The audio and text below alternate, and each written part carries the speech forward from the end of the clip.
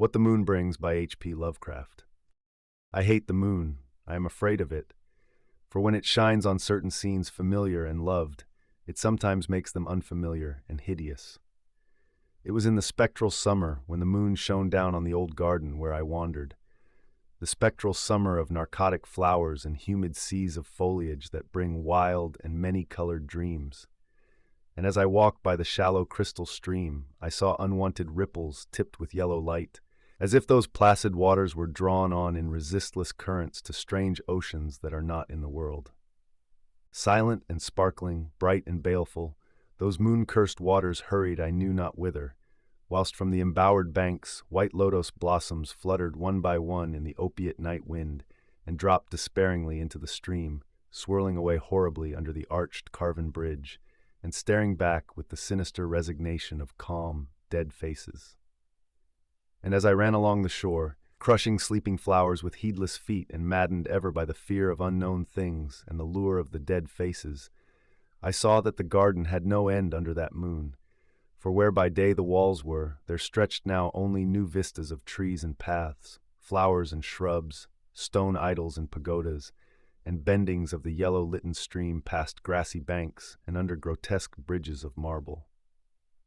And the lips of the dead lotus faces whispered sadly, and bade me follow, nor did I cease my steps till the stream became a river, and joined amidst marshes of swaying reeds and beaches of gleaming sand the shore of a vast and nameless sea. Upon that sea the hateful moon shone, and over its unvocal waves weird perfumes brooded. And as I saw therein the lotus faces vanish, I longed for nets, that I might capture them and learn from them the secrets which the moon had brought upon the night. But when the moon went over to the west and the still tide ebbed from the sullen shore, I saw in that light old spires that the waves almost uncovered, and white columns gay with festoons of green seaweed. And knowing that to this sunken place all the dead had come, I trembled and did not wish again to speak with the lotus faces. Yet when I saw far out in the sea a black condor descend from the sky to seek rest on a vast reef, I would fain have questioned him, and asked him of those whom I had known when they were alive. This I would have asked him had he not been so far away, but he was very far, and could not be seen at all when he drew nigh that gigantic reef. So I watched the tide go out under that sinking moon, and saw gleaming the spires, the towers, and the roofs of that dead, dripping city. And as I watched, my nostrils tried to close against the perfume-conquering stench of the world's dead. For truly, in this unplaced and forgotten spot, had all the flesh of the churchyards gathered for puffy sea worms to gnaw and glut upon. Over those horrors the evil moon now hung very low, but the puffy worms of the sea need no moon to feed by. And as I watched the ripples that told of the writhing of worms beneath, I felt a new chill from afar out whither the condor had flown, as if my flesh had caught a horror before my eyes had seen it. Nor had my flesh trembled without cause, for when I raised my eyes I saw that the waters had ebbed very low, shewing much of the vast reef whose rim I had seen before.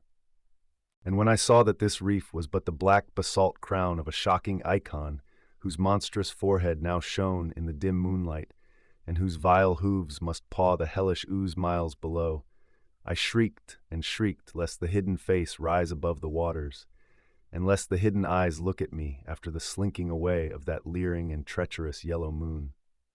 And to escape this relentless thing I plunged gladly and unhesitatingly into the stinking shallows, where amidst weedy walls and sunken streets, fat sea worms feast upon the world's dead.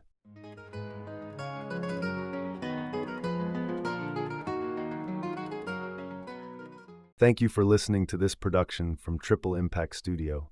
Let us know what you'd like to hear next.